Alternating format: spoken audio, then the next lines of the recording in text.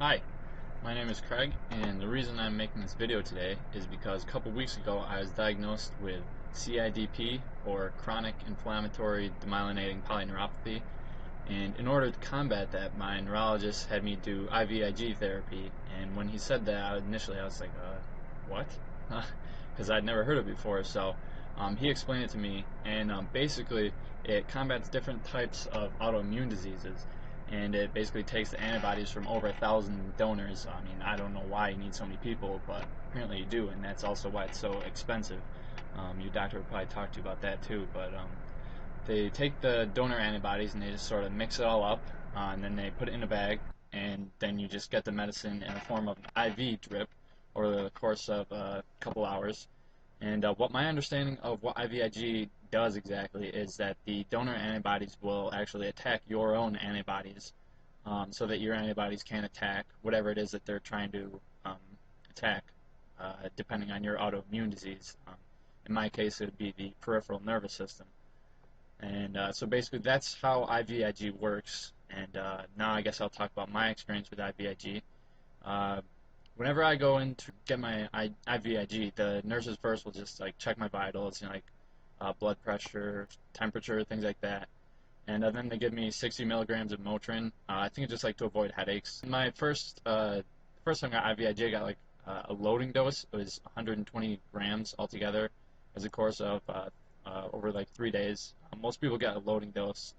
It's pretty high at first, and then after a while, you like go down to like once a week or once every other week or something like that.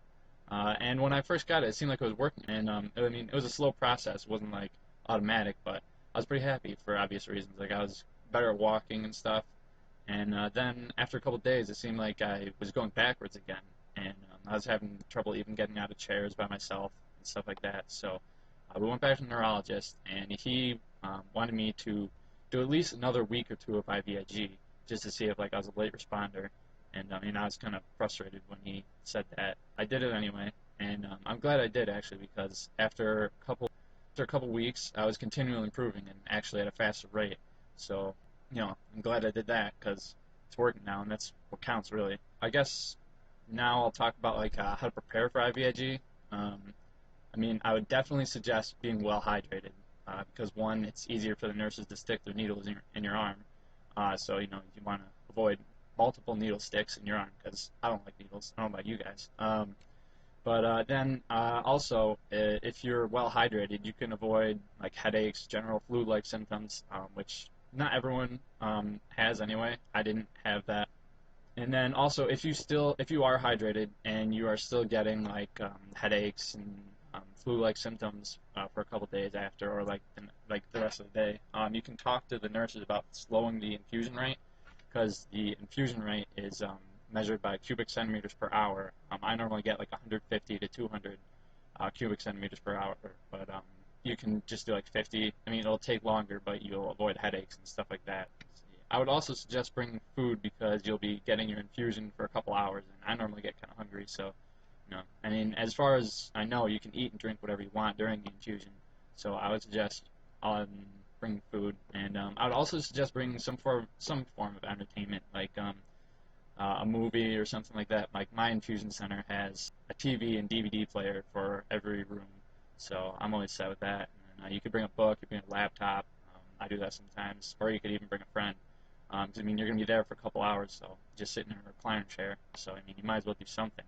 If you're getting IVIG for something like CIDP or MS, where like you need your arms to walk either with crutches or a cane or something like that, like me, I always bring a wheelchair.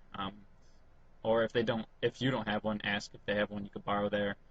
Because I found at least that when you're using your arms either to balance or like use a cane or something, sometimes if you move your arms like too much, I mean, like you can like type on a laptop or something, but if you like use your arms to like crutch around, sometimes my catheter will come out of the vein, and then the IV drip stops, and then I'm there for longer, and then they have to put a needle in like a new spot. It's just a whole hassle you could avoid if you can either walk on your own without crutches or a cane, or use a wheelchair like I do. And in a couple weeks, hopefully I won't even need a wheelchair. Hopefully in a couple weeks I'll just be able to walk on my own. And that's all I can think of, really. It's not really that bad. I don't really dread going there. I like all the nurses, they're nice. I met another lady there, actually, who's getting a transfusion for multiple sclerosis. So, I mean, maybe you can meet someone near you with something like, going through something you're going through. So, anyway, that's all I got for you. I hope this is at least somewhat helpful, and I wish you all the best of luck with your future infusions. So, I'll see you later.